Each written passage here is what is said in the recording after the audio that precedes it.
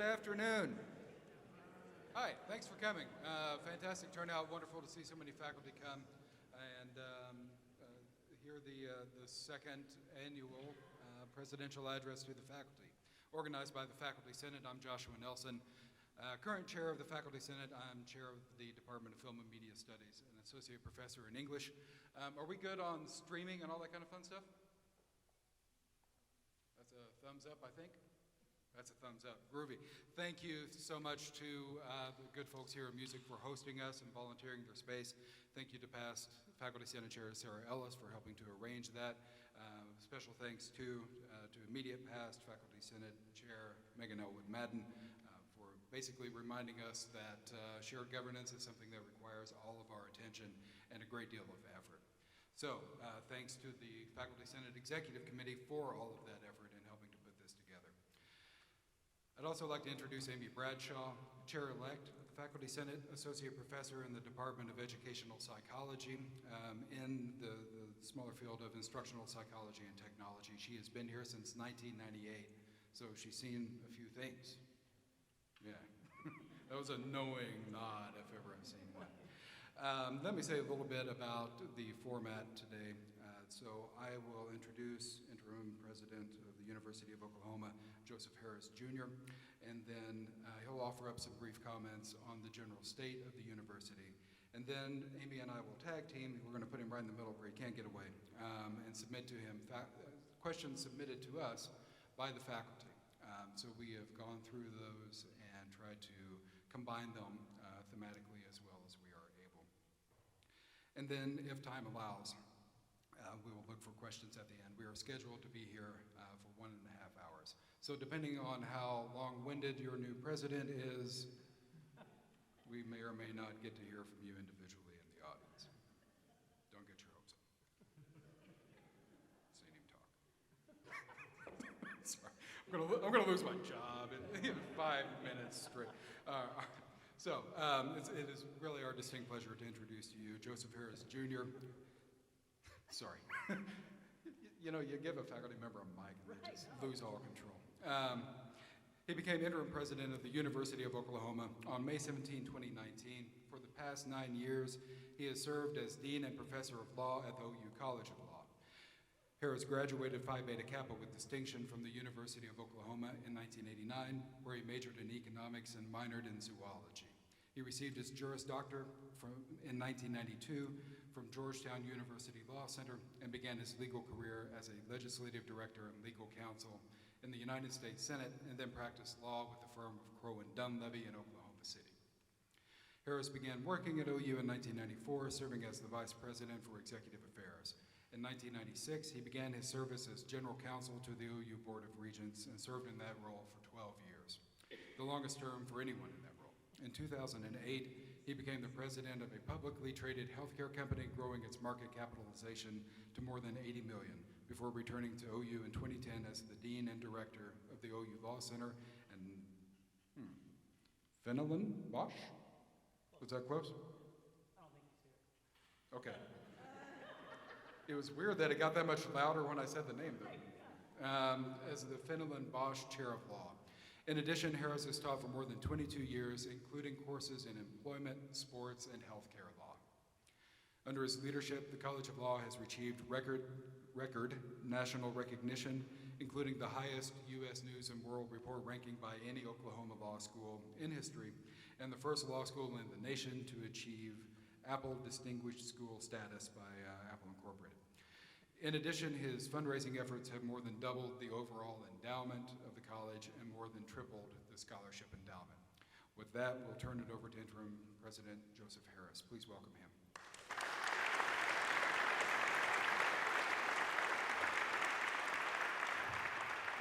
To be clear, though, when we met a couple of days ago, Joshua said, I don't think 10 minutes is enough, it should be 30. So when this goes sideways, you can blame one person for that. It's not me. I also want you to know that Dean Kathleen Guzman is here from the College of Law. And I understand she had a faculty meeting with the entire faculty today, something I did for the previous 9 years, and that she began it by indicating that she, unlike her predecessor, wouldn't bore them with a lot of slides. I learned about that, and I've learned from that, and I have no slides for you today. And for those that sat where I would have sat back in the corners on the aisle, the hour and 30 minutes could be flexible. We're going to try and work through that. I love the recognition, yes. So in the office earlier today, last night, thinking about this presentation, in my mind's eye, felt like a presentation. And I had a big audience set of comments to deliver. And when I walked in here and was here about 15 minutes early, I realized I know most of you all, or have worked with you, or around you most of the time. And so I don't think the big, broad pronouncements are what is sort of due here. Let me just walk through the conversation that I've had. I've now spoken with the Faculty Senate exec 4 times, each one scheduled for an hour, each one going longer, largely because of Joshua.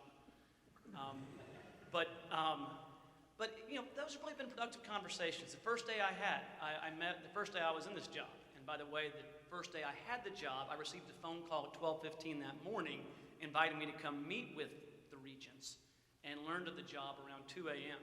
So some 6 hours, 7 hours later, I was back at OU, and the conversation, one of those was with the Faculty Senate exec, and to Joshua and Amy and Megan and all the Faculty Senate exec, thank you for being such a good colleague, asking probing questions, and I jumped at the opportunity to be here. So how do I look at OU and where we're going? I look at it through an interesting lens. I walked over here with Kyle Harper, and I was an undergraduate here, and I've not walked through the physical sciences breezeway on the bottom floor since I was in Physics 2 or Organic 2.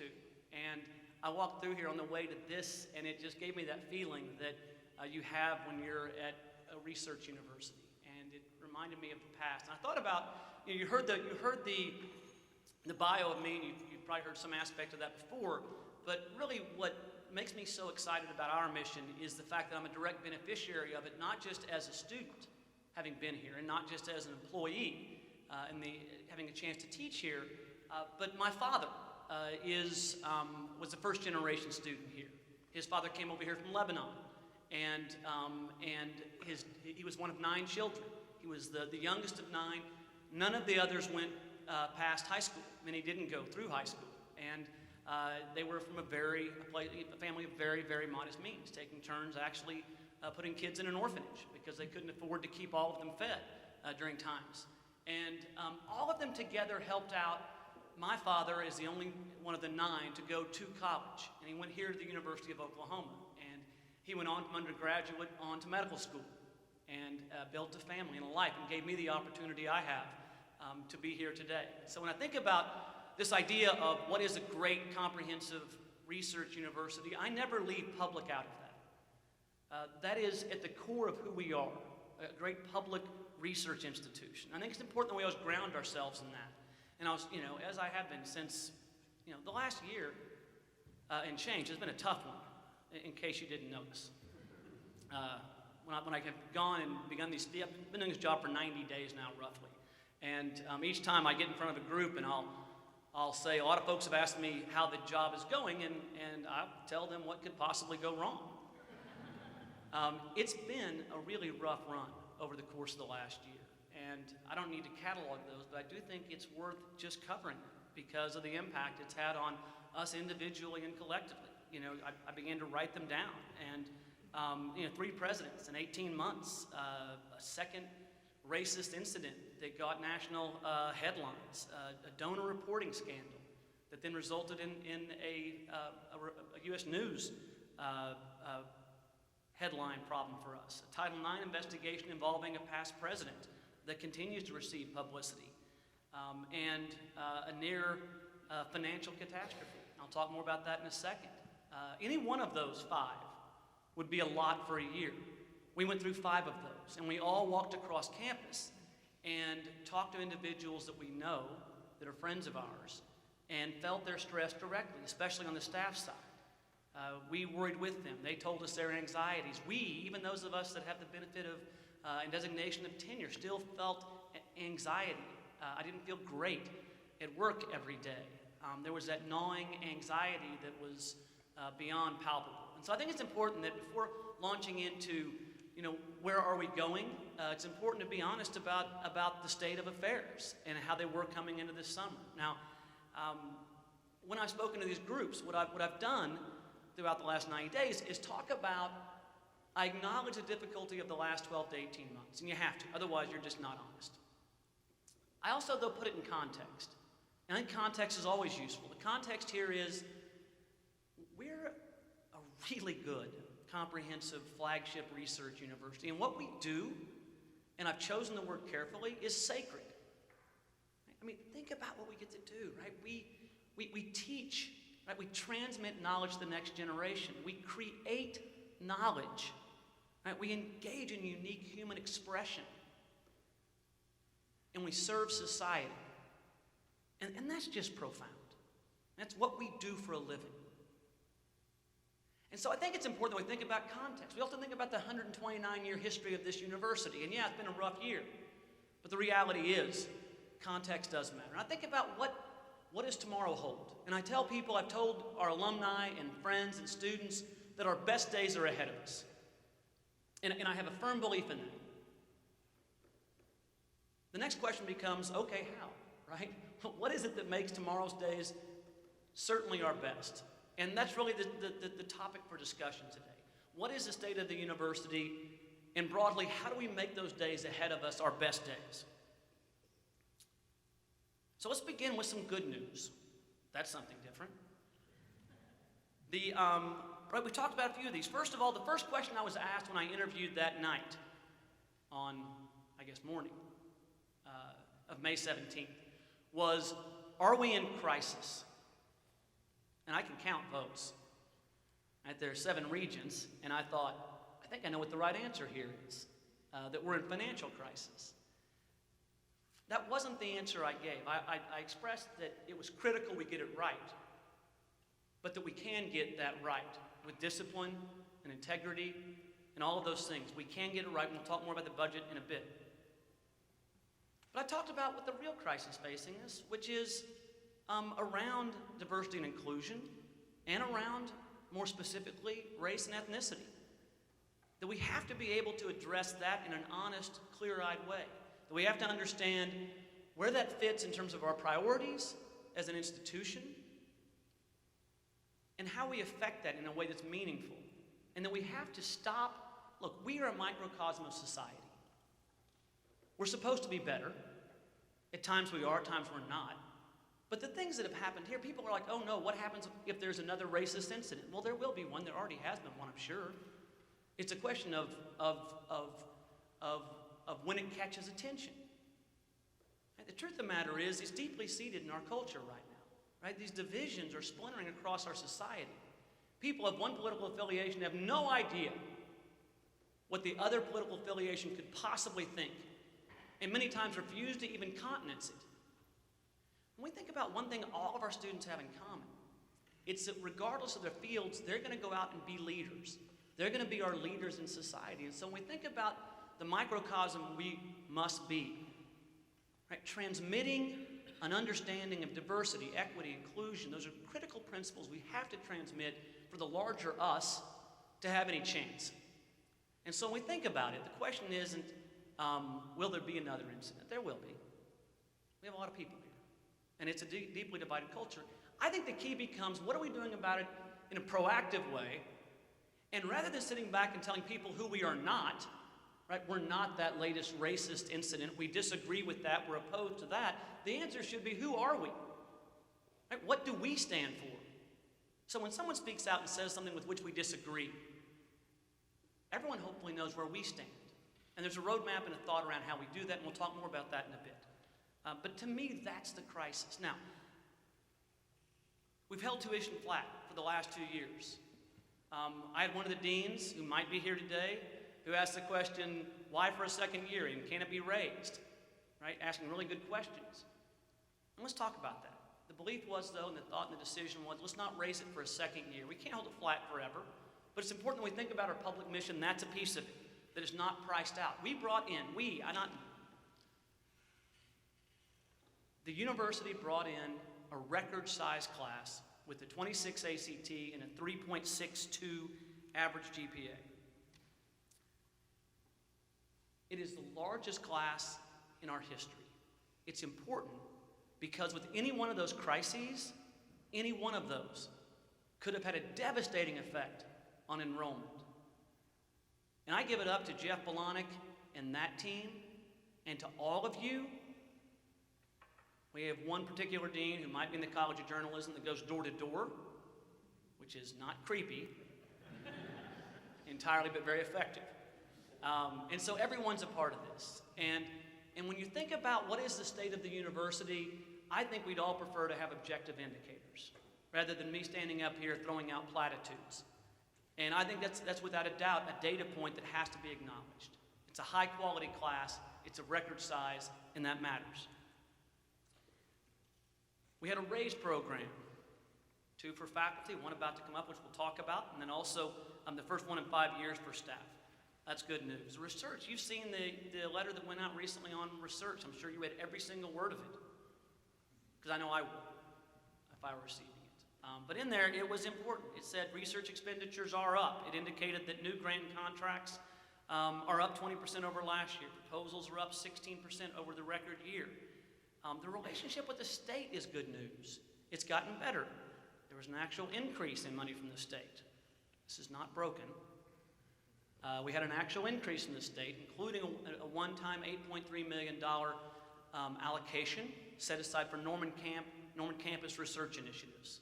And that's great news. And building that is essential to us. Now, what are the major findings I have over the last, my now deep 90 days of experience in this job? Here are my takeaways. First of all, the $50 million in cuts was necessary. We were in a position where we absolutely would have had a financial problem of a serious magnitude had we not made those cuts.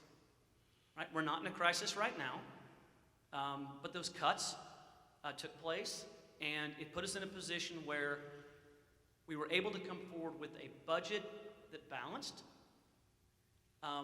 for this year. Now, and there's no, you may have heard, for those that have been around for a long time, you've heard about the hangover that goes into the next year. There's none of that.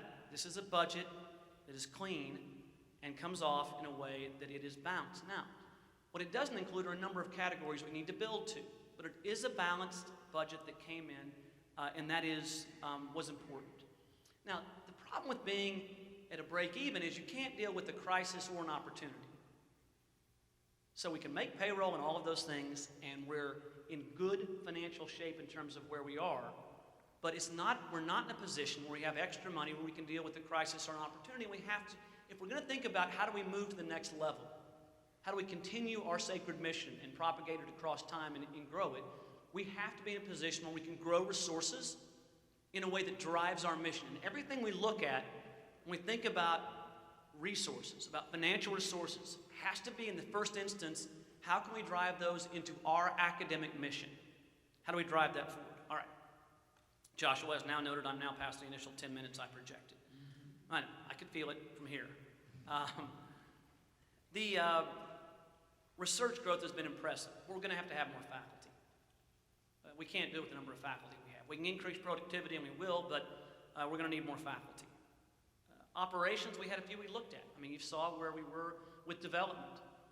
We brought in the head of the foundation to come in and help restructure our development operation. It's not currently positioned to go out for a major capital campaign. It will be over the course of the next year. We're going to get there, but it's not there right now. It needed a complete overhaul. And we're looking at every area to make sure that they're aligned with what our mission is. So that was the big takeaway from this. So my big takeaway from this summer is this. I turned to deans and executive officers, and I asked the question pointedly in a room. Tell me what the Norman campus strategy is. I'm going to call on one of you randomly, probably from the back, to answer that question of what is the Norman campus strategy. Now, we know that colleges and departments have clear strategies that have been worked on in a very diligent way, but what is our Norman campus strategy?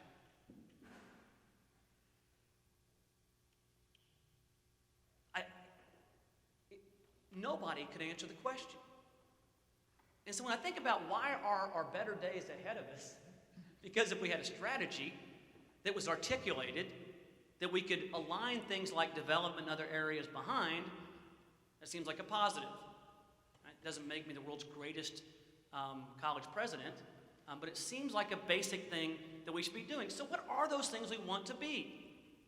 Right? What, besides a really good speech, what is it that's going to make us a truly great, comprehensive public research university? What is that strategy? And we can think about a few objective ways to measure it. One of those we talked around, but not about, is looking at the median, right? Look at the median of AAU public institutions. That's a measure. We can break it down and say, how do we measure as against those standards? Now, when you talk about that, you realize that only certain kind of research, right, research expenditures are a part of that. And we're much bigger, there's lots of conversations to have. But if you're going to argue that you're a great university, you have to say, what is it you're chasing? Is it that? Is it maintaining our Carnegie 1 designation? Is it being the highest quality at the lowest price? Because we're a public institution. And if so, what does that mean in terms of where we price the cost of our education? What's our plan in terms of, what's our 5-year strategy on increasing enrollment or decreasing enrollment for that matter? What student success metrics are we chasing? Faculty research, graduate education, online, each one of those categories. What's the strategy?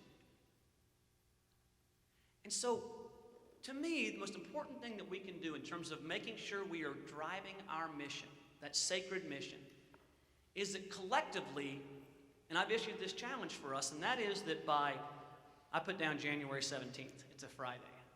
By January 17th, we've gone through a process as a campus, and each of our 3 campuses will be doing this. We are doing this. And that is engage in a process to put together not a complete strategic plan, but a strategic framework that says, here are the things that we value, and here's what we're going to chase. And in the context of all of this, it requires that we're clear-eyed and honest. This isn't a political campaign. What are those things we need to think about? And the answer is, where do we find the resources to do this? If you think about it, our academic mission and our strategy is at the top of this. We want to feed that. Right? To do that in a responsible way, now this is pretty basic, but we haven't had this conversation to my knowledge, and that is, we have to know, you heard a lot last year about building cash. That was really about what's our balance sheet look like. We have to have a healthy balance sheet. We have to be financially stable so we can react to a crisis or an opportunity. We have to also know what deferred maintenance do we have and what does that look like? And we're going to have an answer by December on what that deferred maintenance number is, because we can't exist in crumbling facilities. There's no deferred maintenance. This year we put in $5 million as a guess, probably closer to $10 to $15 million a year to address deferred maintenance. And then, what about Dr. Palmer and ARC? They're getting in more contracts than they can possibly deal with. And they would like to have a new building to expand our radar initiatives. That'd be a positive, wouldn't it? I'm for that. Right? But what is the fourth prong of that? What is our capital strategy? I mean, you can't do this without that comprehensive strategy. And we as a campus, for each of our, need to sit down and have an honest, clear-eyed conversation about that. And there are only so many levers that are out there. Right? Tuition and fees is one. Internal savings is another. State funding is another. Federal funding is another. Fundraising, once where it should be, can be one of those, although those dollars usually aren't discretionary. Online education. We need to be very clear about what is it we're chasing and what's our plan to get there. And it needs to be inclusive but also decisive. In meeting with the Faculty Senate exec, we talked about how do we do that. During the cuts that affected the academic areas over this past year, PAPBAC was developed, and they did a terrific job. And so any additional cuts that are countenanced, which we haven't currently gone through, we'll of course go through a process that involves PAPBAC. And as we think about how we build this strategy together between now and January 17th, so that we know that for which we're aiming, it needs to be inclusive. It'll be led by our deans and the provost. Departmental chairs will be a part of this. Faculty Senate will come in with the PAPBAC 2.0 version. We've talked about Faculty Senate exec being involved in that. Also, faculty senate exec had a great idea, which is how do you build a more inclusive environment where ideas can percolate outside of the usual chain? And they said, what about taking departmental chairs from disparate colleges that have common interests and having them get together and be part of this process? And the answer was, it's a great idea. Right? But we have to know what it is we're shooting for. We just can't declare summarily ourselves a great university without being able to demonstrate it. When I look at opportunities, I think about our relationship with the state and federal government. I think about leveraging across colleges like faculty exec opined on. But I also think about what's happening at a truly comprehensive university. We have 17 miles away this magnificent health sciences center, one of only 4 in the country that has 7 colleges. They did a huge hospital transaction last year. They just received for the Stevenson Cancer Center NCI designation, ranked as one of the top 50, so top 2% in the U.S. in terms of cancer centers. How does that matter for us? How do we leverage that? What's our strategy to leverage having all those opportunities? And we're already doing a lot of these things. I looked at the Stevenson Cancer Center, at the Health Sciences Center, and I figured, I discerned that there are currently 40 Norman campus faculty that have a role in advancing the cancer center's research goals. 40. And they come from, you'd guess, engineering. They come also from anthropology, biology, chemistry, biochemistry, Native American studies, health and exercise sciences, psychology, and communications, right? There are unique opportunities that attach to being a comprehensive research university. But there are macro forces as we look at this. This really is getting towards the end, Joshua. Just hang tight. There are macro forces that we need to be aware of and that have to go into our thinking about what our strategy is. And those macro forces are undeniable, although many in academia are trying to ignore them. One of the best admonitions I received when I came into the dean job 9 years ago, and just so you'll sort of understand it, colleges of law started off at 2x the cost of undergraduates, and over the last 18 years, we've just tacked on those percentage increases, which if you do math at all, means the cost of a legal education is really expensive, even as compared to an undergraduate education. And all of a sudden, so I walked into the job and it was the height of applicants to law schools nationwide, and a colleague came in and said, I want you to know trees don't grow to the sky. And I said, well, that's helpful and true. Great conversation. Well, I understood what that meant soon, because all of a sudden, half of the applicants to law schools nationwide disappeared, roughly half, just shy of that, over the next 3 or 4 years, because the price became too expensive. Half of the applicants left. That isn't supposed to happen in higher education. And we responded by dislodging ourselves from the rest of the university in terms of tuition increases. We held tuition flat for 5 of the next 6 years. The average waivers, net tuition for students went way down.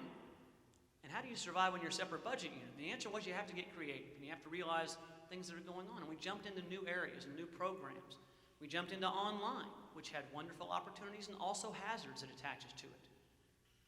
We've got to be clear-eyed about what can be in front of us in terms of challenges and also how we're going to address those in a proactive way. All right. We have to realize that disruptive change through technology is affecting every space, including ours. Right? Facebook, Amazon, Netflix, Google, right? The FANG stocks. Look at any industry, disruption has occurred. And we have to have an honest conversation about what that means and how we're going to address it, and it's not going to go away. We have to have a clear-eyed online strategy. I've asked Dean Greg Garn to help drive that strategy. Right? We have to have a vision and a strategy for dealing with that. I know it sounds at times like an existential threat to a certain extent, but it's there. We must deal with it and consider it a huge opportunity. When you think about our mission, right? Disseminating knowledge. It used to be geography with directional schools to try and democratize education. Now, what do we have? Technology, where we can truly democratize education in certain aspects. Now, will it replace completely the in-person experience? No. But we need to be very clear about our strategy for our in-person campus and online. And I appreciate Greg stepping up and helping, and others helping as we think through what that strategy is. Diversity and inclusion. At every place I go, I talk about it, regardless of the audience. It, to me, is the one we have to get right, for all of the reasons we know. How do we accomplish this? And the answer is a lot of committees. A big diversity and inclusion committee came in, did work over 2.5 years, starting I think February of 16. If you haven't seen it yet, please read it. There's a phase 1 and a phase 2 to this plan that is well studied and well done. I wanted to make sure the very first event that I had in Boyd House was an event that focused on diversity and inclusion.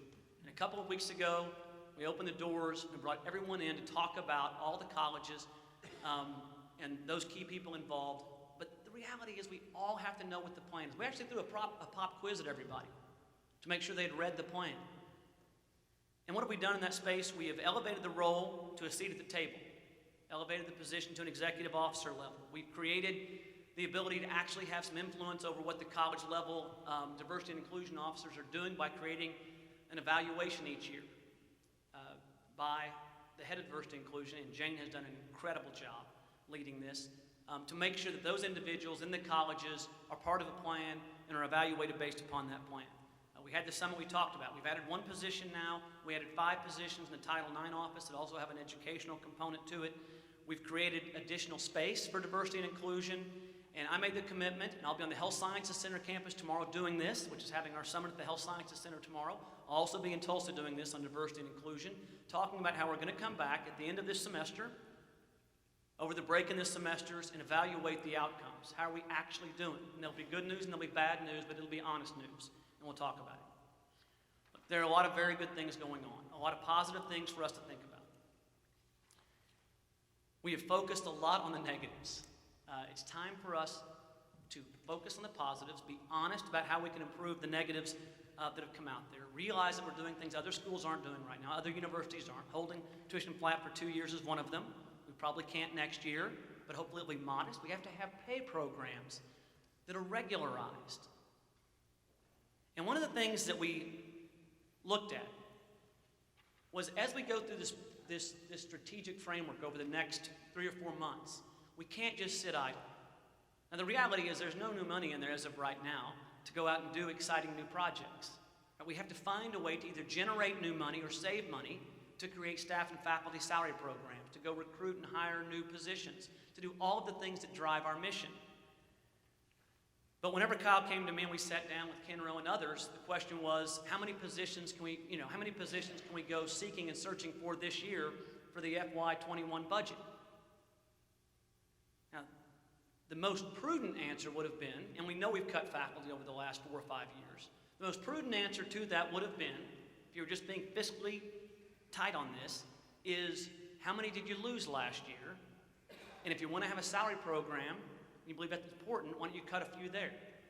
We looked at it and said that can't be the answer. We have to grow our faculty. We have to bet on our faculty together in a logical and thoughtful way if we're going to become a truly great university by standards that we come together and articulate. And so we sat there, we talked about how large of an investment can we make of FY21 dollars for Norman campus. And the answer was 30 new positions, above what we lost. And we're going to go out and aggressively add to the faculty for the first time in years because there's no other way to do this. Now, what does that cost? That costs around $4 million in continuing money starting in FY21. In startup, it's around $3.5 million in startup, depending upon who you land. So we've already spent that money in the FY21 budget. And I think we have to because it's an investment. And I think that to wait until we had a strategic game plan put together would have been folly. It would have cost us too much. But we've already said we're committed to that. Right? So that's where we stand right now. As I look at it, I've had the absolute joy spending the last 90 days going around talking with people. I loved just being here with you all. I am grateful every single day for what I get to do. I love going home and telling my kids what it is that I do for a living. Right? When they ask what Dad does when he goes to work, when I get to tell them I'm part of something that involves transmitting knowledge, creating knowledge, engaging in human expression, and serving society, I feel pretty good. And I've been around here long enough for the last 25 years, 23 of the last 25 years, to know how fortunate I am to be among you all. So thank you.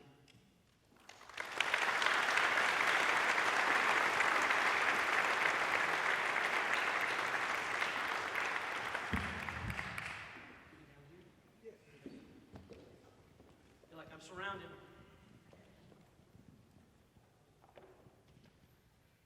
purely unintentional.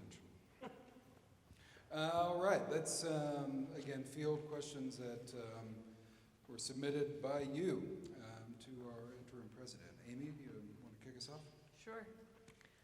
One of the most vexing problems within departments is salary compression and inversion, which effectively levies a loyalty tax we pay as hardworking members of the OU faculty, often with strong histories of academic production, impressive teaching evaluations, and much higher service obligations. This situation pushes faculty to go on the market in search of counteroffer from another university as a means of forcing a raise in salary. Will your administration put the salary inversion problem on its priority list, and can you detail what plans you have to address this issue substantively apart from this year's state allocations? That sounded scripted. Yeah. So this is something that, can you hear me? Yeah. So this is something that at the college level, I mean, it's true for every college. At every college we have faculty that are compressed and inverted, and it's a real problem. I mean, one thing I realized is that we all know as faculty what we signed up for, but we also know what others make, and it feels awful to be compressed. Well, it feels bad to be compressed and awful to be inverted.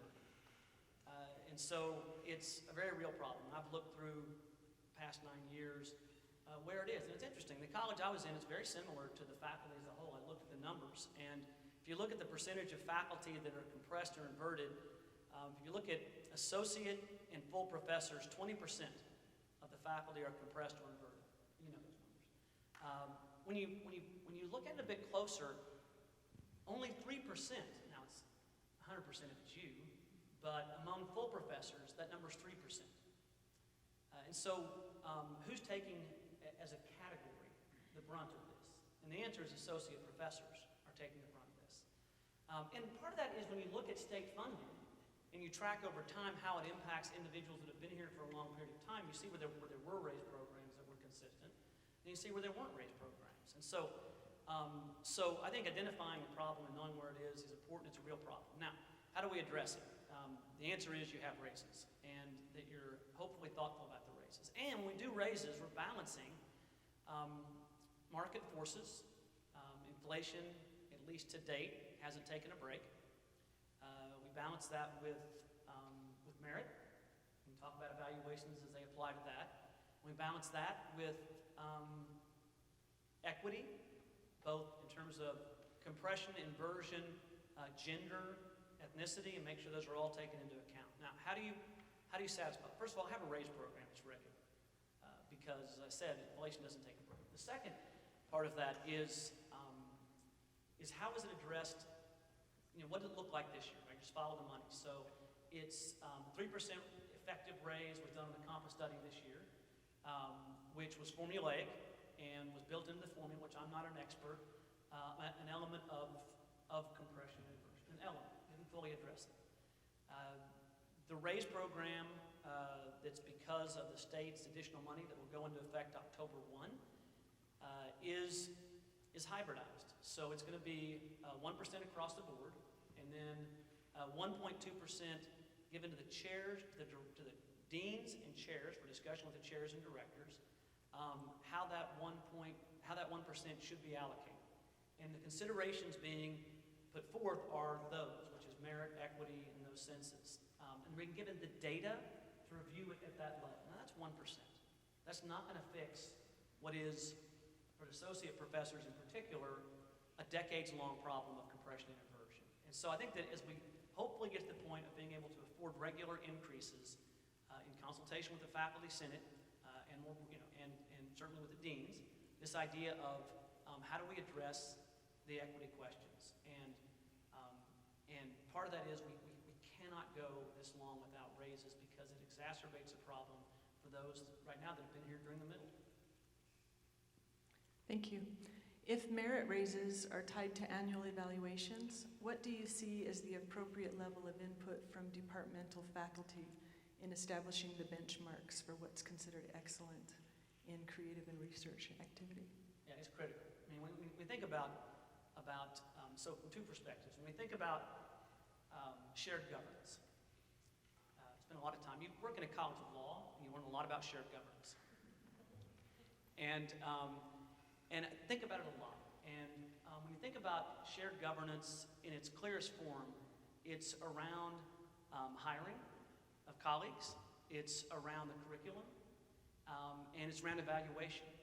And so it's essential when we talk about merit and how we judge merit, that's truly representative of the shared governance, where it is the faculty that knows the area, that is strong input into that evaluative process. And so the shorter answer would be it should be strong, it should be clear, and that is at the essence of shared governance, to make sure that the evaluations take place and that the evaluations are based upon measures that represent the appropriate benchmarks for those disciplines. Thank you. We appreciate your concern for and your acknowledgement about inequities beyond merit that have to do with race, gender, ethnicity. When and how are you going to address pay equity across the lines of race and gender? Yeah, so it has to be a part of our equity conversation. And it's multi-level in terms of why you would do it, but it's the right thing to do. You have to address it. Right now, the data that we have is good. It's not as clear as we should have it. It needs to be transparent. And then it becomes individual. And so I think that this is something that as we talk to, and certainly as we met with the deans, as Kyle met with the deans, and as I've met with the deans, the data they have and the information they have gives them some of the tools to look into it and address those, but it needs to be programmatic and clear. And it is by group, because you know, to see where's the disparate impact, right, categorically, and then to say, okay, how are we addressing it on an individual basis? But you know, part of the challenges we have is, and we're getting these remedied, but some of the data, as you know, that we have is not that good of data. And one of the implementations we're doing this year is to turn on all the functions of PeopleSoft so we can aggregate data in a better way. So then when we ask the question, when we look at female faculty as against male faculty in these categories, how do they compare? The data is clean data. But some of it you don't need that for. You can see already inequities that are taking place, and the goal is the deans and the chairs identify those on an individual basis, and we have a plan for those.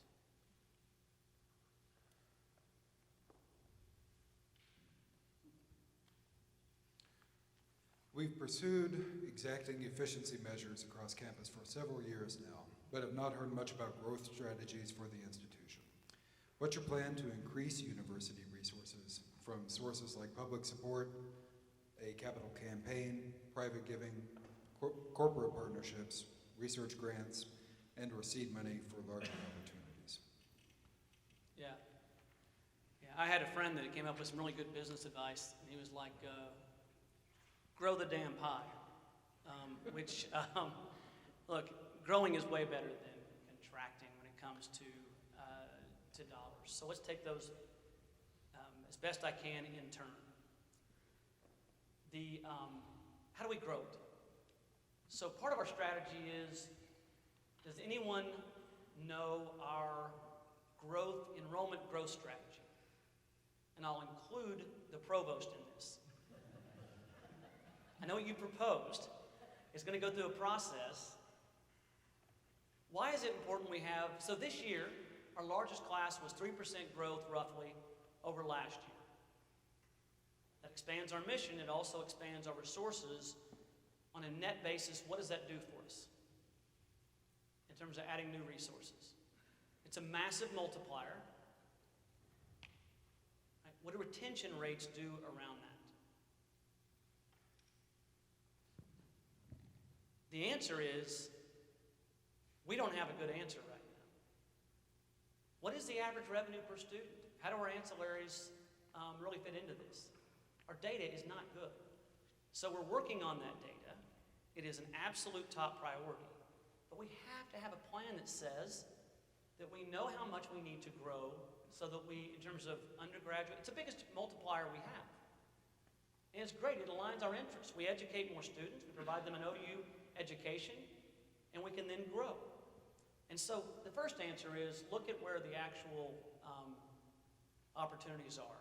And as we work over the course of the next 6 to 12 months, we'll be able to answer with great precision those questions. The answer is likely a 2 to 3% growth strategy. And how do you get there? So when we think about this, the question is, how many resources, like, what do we want to become off of real benchmarks that are objective? And then you reverse engineer into that number. Back of the envelope, if we didn't have an inclusive process, to do that in the next 5 years, what's our number, Kyle, we need in terms of new resources? We're not going to hold you to this, but what do we need in terms of new resources? 100 million a year. Anybody have it?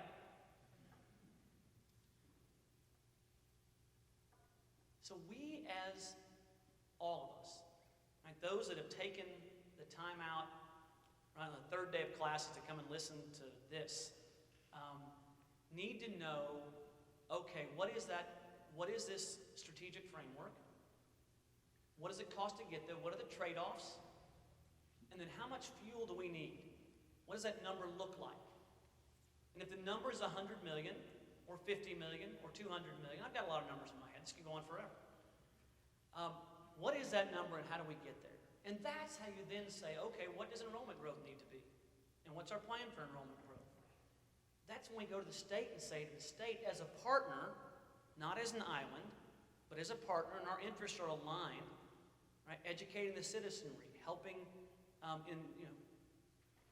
disruption doesn't just happen to universities, and it happens to states. Right? What is our role with the state in being an economic engine to help build new industries for Oklahoma? If we can make a pitch to them that tells them what our role is, and I met with a lot of groups. One of those was the Greater Oklahoma City Chamber of Commerce. And my message to them was, you can't do it without us, and we aren't sufficient.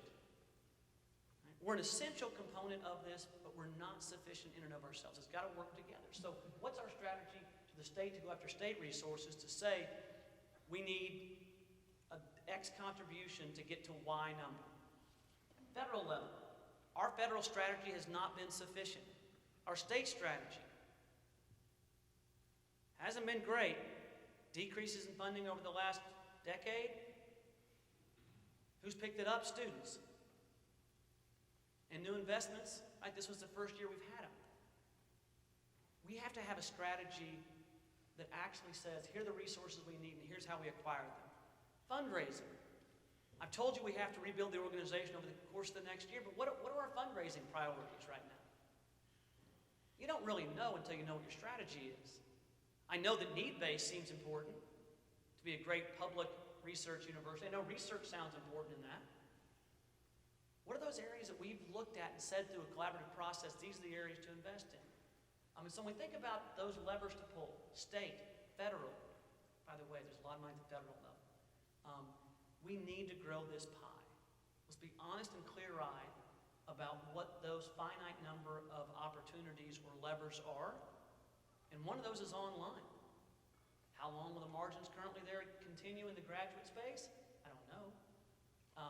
But what's our strategy around it? So when we think about, to answer your question, we think about how do we grow the pie versus just cutting. There's a discrete number of options, and until we have a clear-eyed plan around that, there's no way we can become great.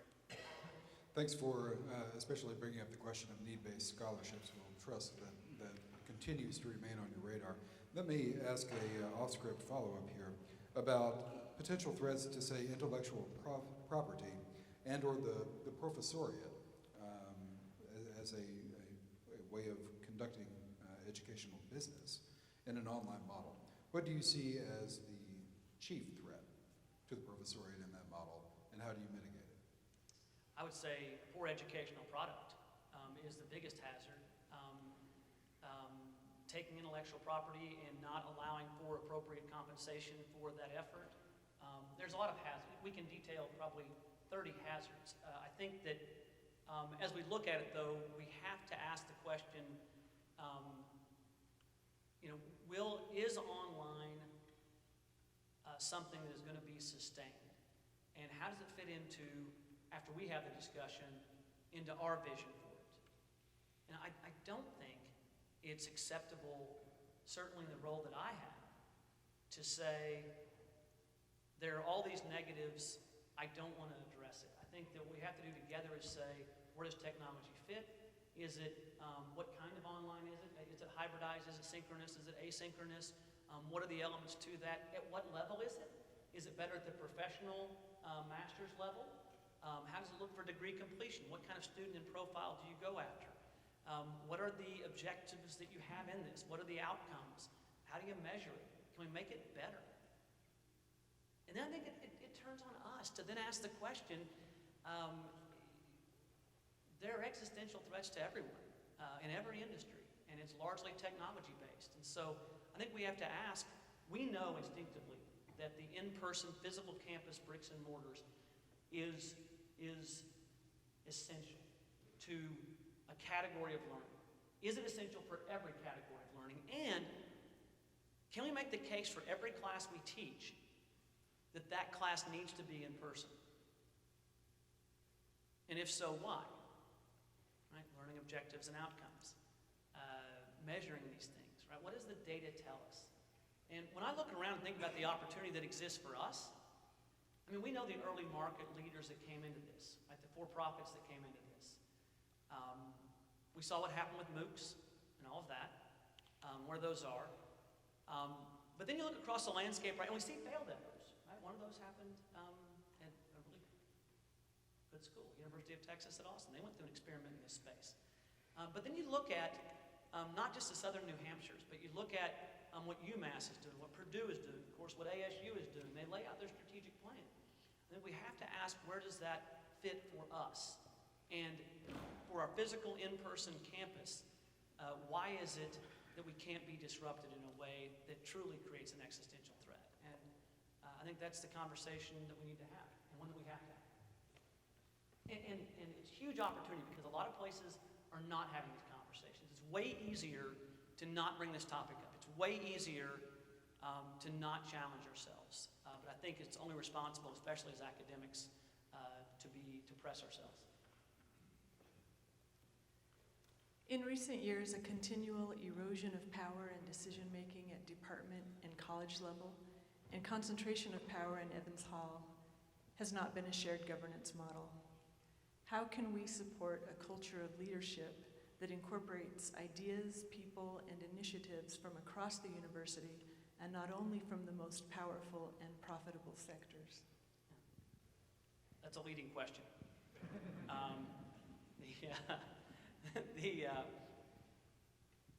So let's answer it a couple of ways. First of all,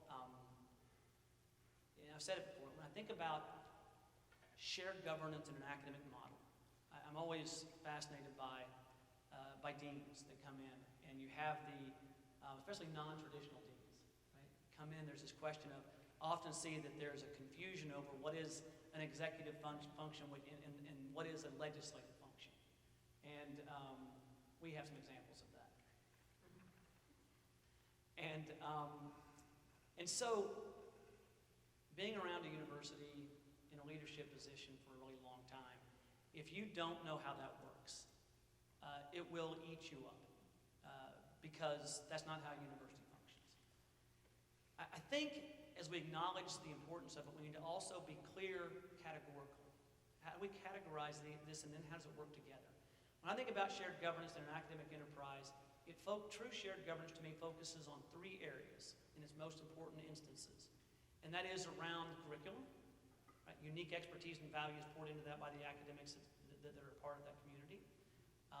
So it's curriculum, it's selection of colleagues, and the process you go through to select people in those categories, and it's evaluation. To me, those are the cornerstones of shared governance. The next category is, what are those areas that are consultative, where you better bring folks into this conversation if you actually want to move the enterprise forward. And for me, that's a strategic framework. Yes, a few of the deans and the VPs could go off and put together a strategic framework, but if we summarily announce it and there's no process that attaches to that, it will not be executed.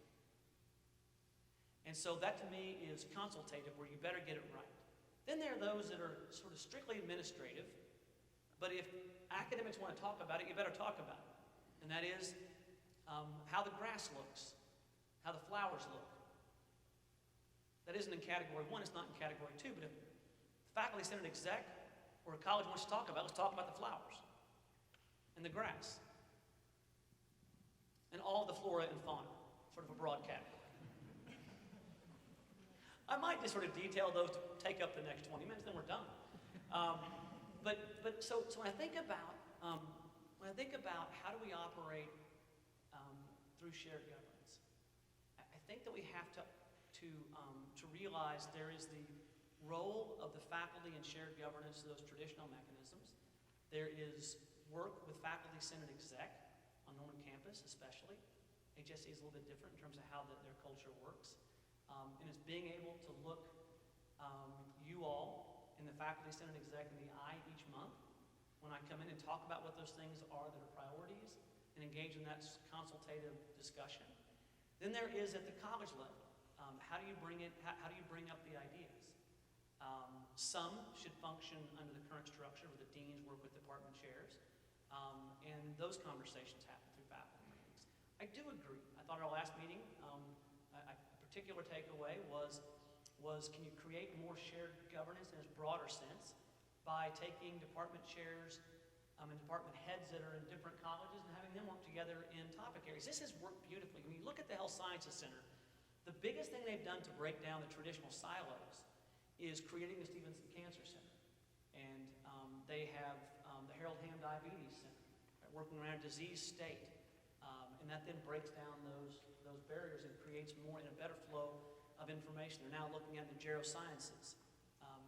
There, certainly pediatrics is an area of excellence in terms of how we handle it. So when we think about how do we engage in specific shared governance and traditional definition, and how do we aggregate the best ideas in a way that involves decision making, because you have to have decisions, but decision making that allow for organic ideas to have life.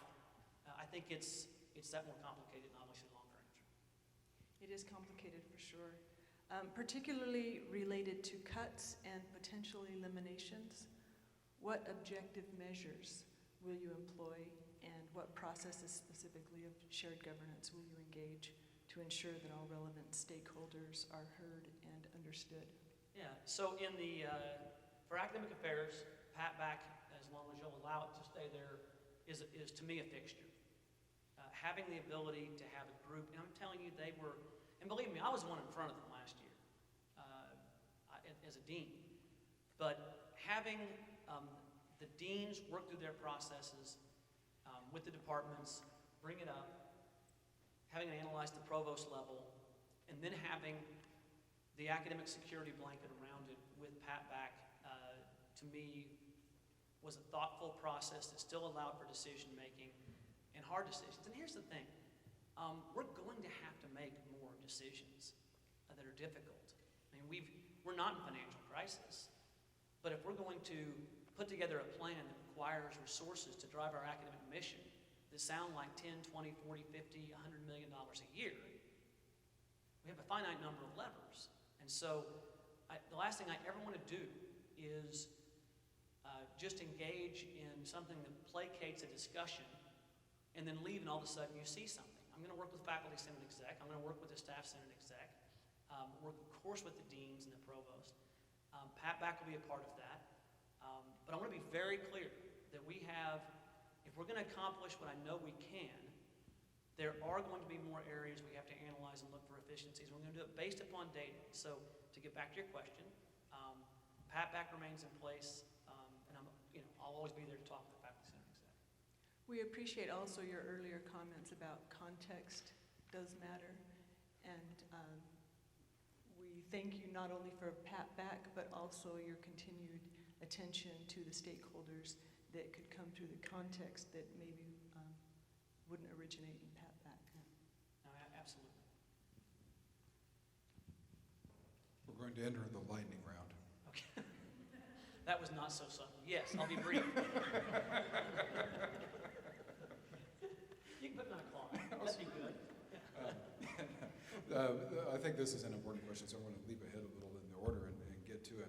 Over the past year, we saw severe cuts to staff and lost many more to attrition. which has led to direct increases in faculty labor for administrative matters and decreases for time available for research and creative activity. To say nothing of the burdens on staff who have had to take on responsibilities formerly handled by many more people. Can you commit to returning academic units to appropriate levels of staffing, particularly for administrative and financial support? Yeah, we're going to have to grow. I mean, the truth of the matter is we've asked a lot of everyone. I mean, everyone in this room has felt the stress. I mean, I guarantee if I sat down with each and every person here, you're going to say you felt the emotional stress of others and the stress on yourself in your role as well. I know in speaking with my faculty, those previously my faculty now, I still consider these colleagues, because we're all colleagues now. When I think about the most common conversation I had as dean were really talented colleagues walking in and saying, I'm stressed out.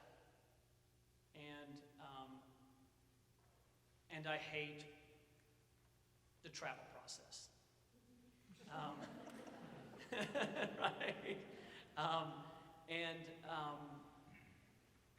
And then we had all the staff changes, and that takes away resources from your time. And then we talk about increasing research output in its various forms. And I mean, the numbers don't lie. It's gone up. And we do all of that, and the answer is, hey, congratulations for doing more research. We're going to now take away the talent that you have to help support you. And the strain is real. So that leads to the question. This is not a lightning round way I'm handling it. You asked it in a lightning round way. I'm not answering the lightning round way. It's real. And to keep ourselves honest, we have to grow.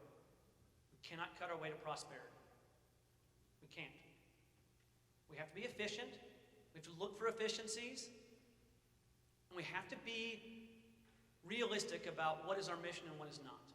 We have to. But when it comes to providing the faculty support they need to grow to exist in their job, to grow in our jobs, we have to look at teaching loads. We have to look at staff support. We have to look at what we can afford. And then we have to grow. There's not an easy answer to this. And we have to look at benchmarks to help us really say, right, like objectively, our staff to faculty ratio in these areas is not going to work for these reasons. And here's an objective way of looking at it. So it's like a lot of things. The answer is more complicated. The emotional impact, the physical impact is real. And if we're going to accomplish these ambitions, it's not just a matter of providing. We're not going to cut our way there. We have to make sure that we grow the faculty and staff in a way that is through one lens, and that is what drives our academic mission. And I'll have people that will come up and say, tell me you're not going to make cuts in X area. And if it's an area that is not in our academic mission, that isn't related to our academic mission, and it's not serving it in a clear-eyed way, I can't make that promise. Because every dollar that we can pull together that can go into our academic mission, into faculty resources, new faculty, staff to support our faculty directly in what the faculty is doing. If we can't tie it to our mission and our strategy, then I can't look anyone in the eyes and make that comment. And I think that for us to be honest about where we want to go and how we're going to get there, that's how we have to approach it. Across campus, graduate research and teaching assistants are deeply underpaid. Stipend rates and accompanying student fees make compensation low enough that we are unable to recruit our top candidates. What plans do you have to address these issues? Keep Randy Hughes around. That probably is too fast. So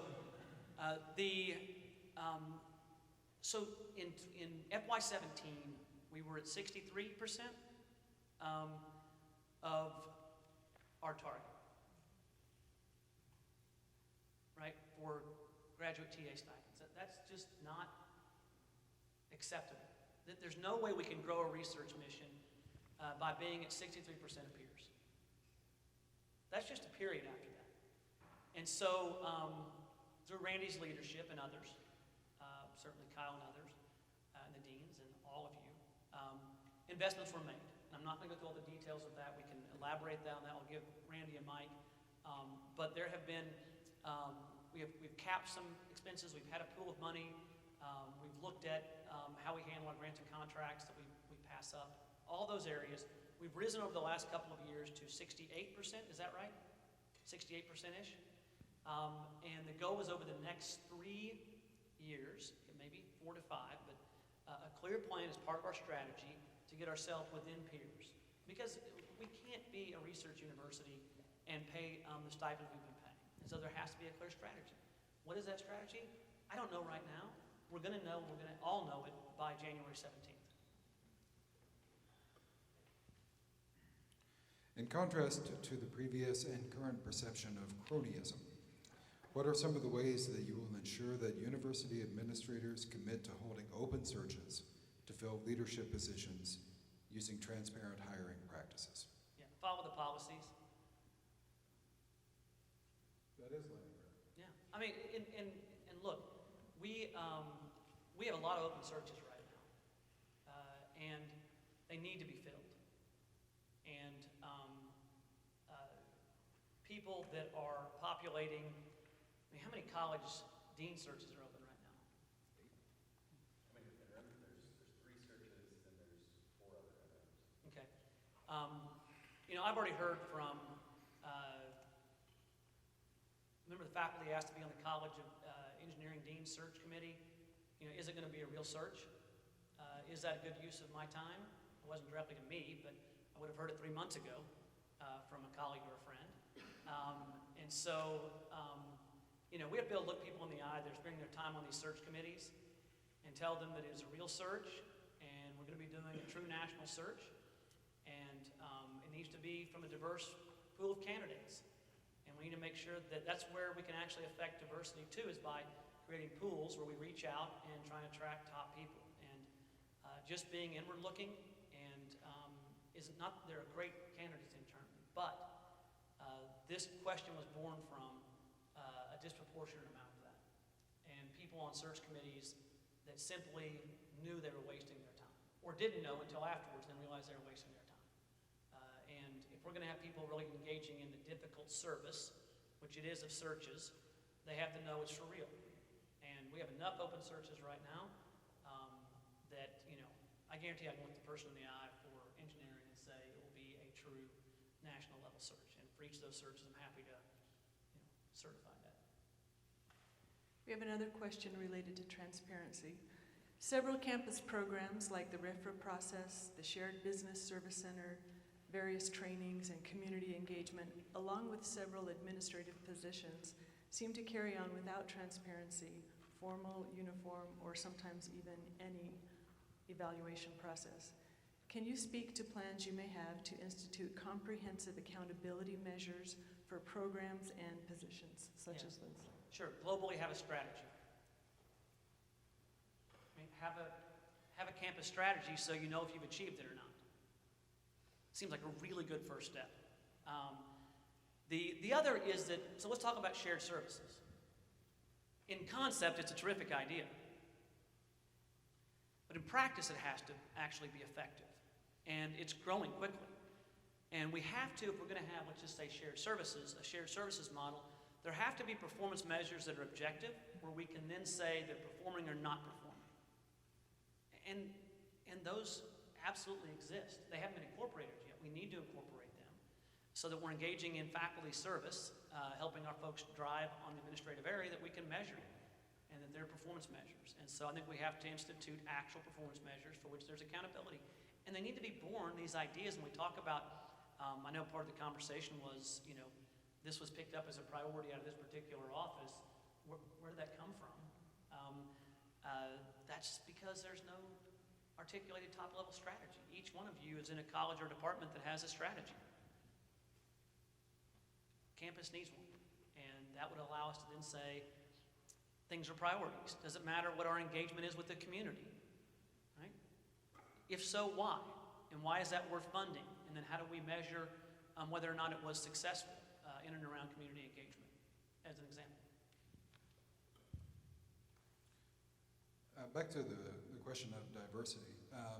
You've initiated a change in the reporting structure and the name for the Office of Diversity and Inclusion. What do you see as appropriate funding and staffing levels for these 3 campus offices? And then as a quick follow-up, please identify one short-term outcome that is distinct from an output or a thing done, but an outcome that can be accomplished in the coming year on the Norman campus. Okay. So let's start with can you name one outcome? The answer is no, I can name 7. It's because the diversity and inclusion plan that was put together has 5 goals and 7 outcomes that are to be measured. And if you haven't had a chance to read through this, and I know that faculty, senate, exec took on a leadership role in making sure we got to this point, so I know y'all are well aware of it. But the very first page of the executive summary of it lays out the 5 goals and the 7 outcomes specifically.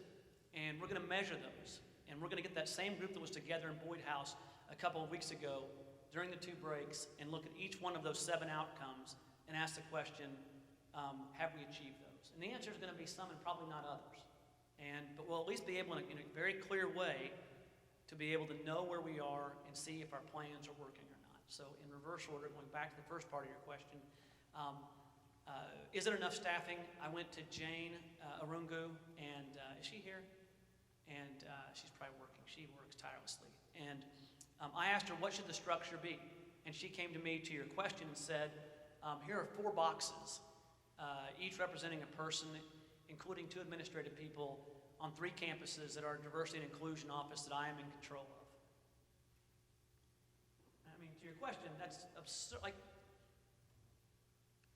there's no way you can make that work. And when I came in, it was an associate VP level. And the very first thing I did first day was I was totally, I had about 2 hours sleep in me, and I was like, God, what can I do? He was like, on your first day, name that position, move the position from an associate VP to an executive officer. And we did that.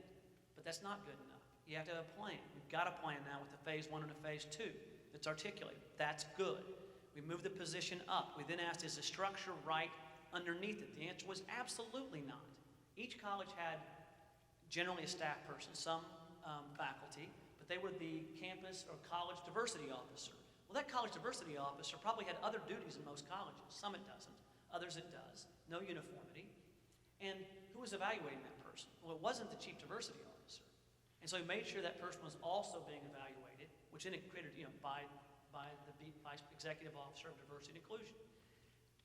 So that then gives some real teeth to how do you actually enforce and measure and execute on your diversity and inclusion plan that's a good plan. And then how do you make sure more voices are heard on this plan? Not just those 4 committees spend a lot of time on it, but how do you take those 4 committees and make sure that it's amplified? And so we had that first summit.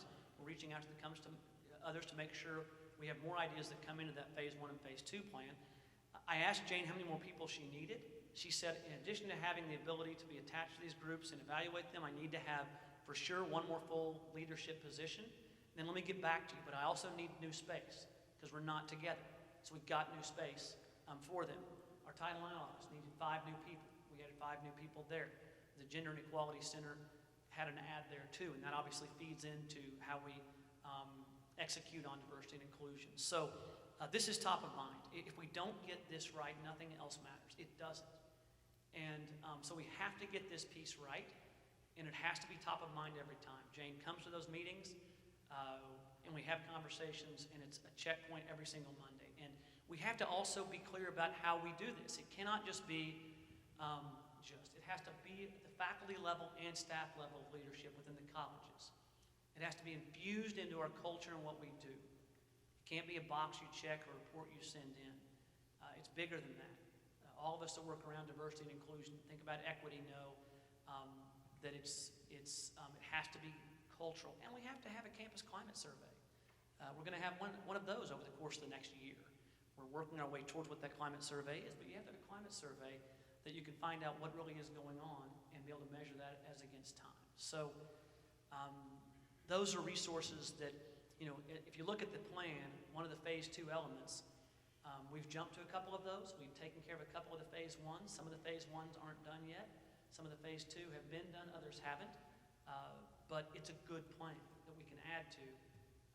But it can't be a document that gathers dust. It's not lightning round. This one might be. In light of the recent big Purdue Pharma settlement, which allowed our rival state institution to pocket $200 million while we received nothing, what policies or procedures is the university going to put in place to ensure that we don't continue to miss out on research opportunities? What initiatives will the university pursue, and how will the university ensure it remains nimble and agile enough to pursue growth opportunities outside of any thematic area mentioned in the strategic plan? This is an excellent question. The others weren't. Just kidding. They were all excellent questions. This one really, to me, begins to crystallize where we have to have our head. Right? What other opportunities are out there that we can go after that we're not presently pursuing? I wasn't in this chair, not this physical chair, or the position of interim president, when the $200 million piece came down. I lost sleep that night. When you look at what our College of Medicine, the Health Sciences Center writ large, right? Certainly the Norman campus. When you look at what's being done in and around opioids and addiction at our Health Sciences Center, it is without a doubt the place in the state you go to make sure that we look at what they call from bench to bedside. Like this idea of how do you develop the basic science around addiction, how do you then look for those interdisciplinary cures, and then how do you take that to training the physicians and other healthcare providers and make sure that those that need the help receive it, the actual provision of healthcare. There's no question, I will challenge anyone on this, that we're the best in the state at this, bar none, not even close. And at healthcare delivery, we just got ranked #1 in the Oklahoma City Metro in a very competitive environment in terms of the provision of healthcare, let alone the research that goes behind it. We've got a $200 million settlement by Purdue, and we just found out this afternoon that Judge Balkman is going to be announcing the judgment of the court on Monday with the remaining opioid litigants. So there'll be a new judgment there. So stay tuned for Monday at 3 as a cliffhanger. And what's the plan around that if there's an opportunity? We are the place to be doing this work. And you saw at the Cancer Center how Norman campus obviously is a part of the Cancer Center and how it works. Right? 17 miles don't separate what we do, although occasionally it does, but not always. So where were we? Right? How did we miss that? And what other opportunities are out there that look like a $200 million opportunity? The answer is you better have a state and federal strategy. And you better not be arrogant. If we think we're an island, we are absolutely dead wrong. If we think they should come to us with ideas and proposals, we're dead wrong. They won't. And so we have to be a part of our communities. We have to be a part of the governmental systems. We've got to have a plan that is being executed at the state level, where we're a presence, where they know what we have to offer, and we're at the table. We weren't at the table. We weren't. And when we think about how we serve our faculty, how we create more opportunities for our faculty to drive our mission, we better be out there scouring the landscape at the state and federal level and the private area, to your question, to be able to say, here's what we're seeing. Not to infringe upon someone's academic freedom, that always rests with a member of the faculty, but to create opportunities.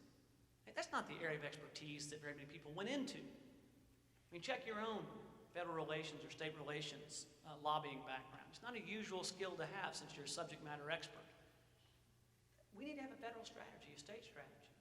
We better be looking at and mining opportunities. And let's realize there are some folks here who know how to do it very well.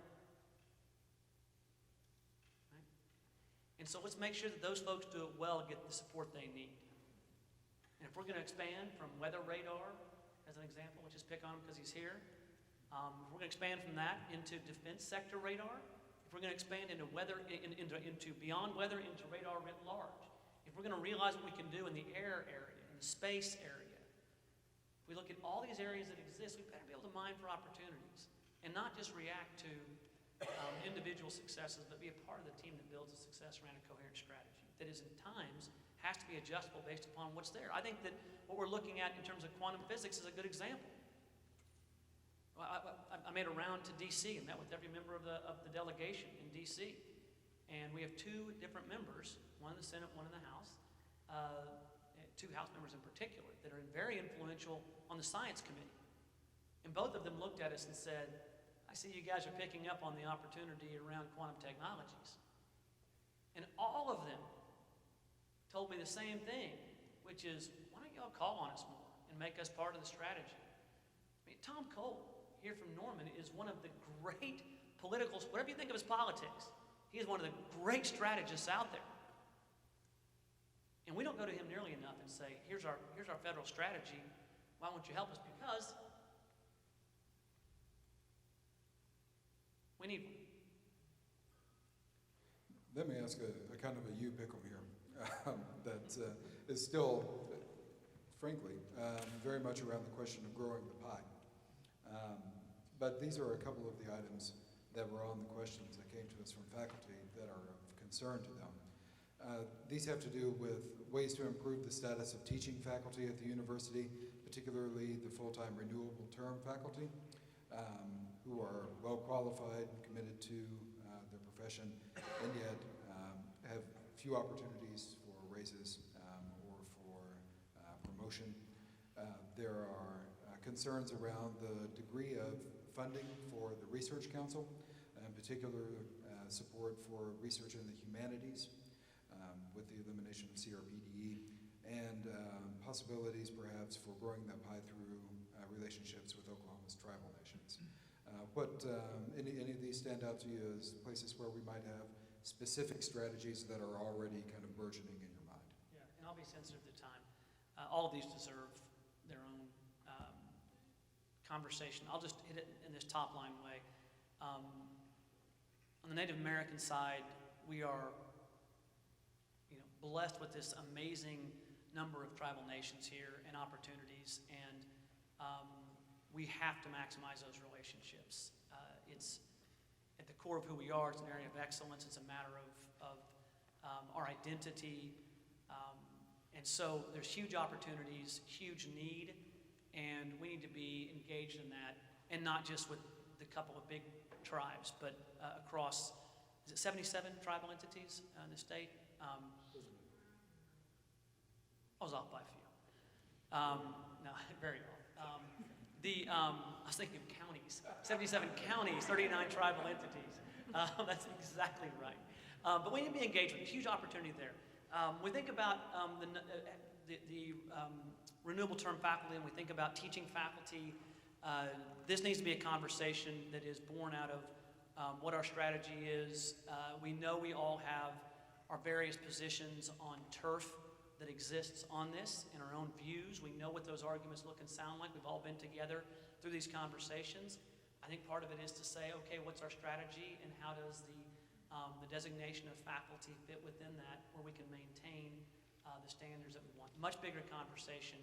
I know that Faculty Senate Exec has asked to have that conversation before, and it's one we need to continue to have as we think about how we handle the teaching load.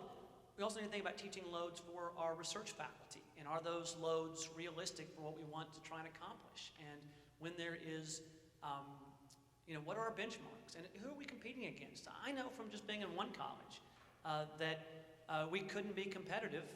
You can tell Kathleen left; she'd had enough of that, right? Dean Guzman's like, I listened to him for 9 years, but when we think about what our expectations are of faculty, we have to make sure that we're allocating resources the right way, and the teaching loads are appropriate.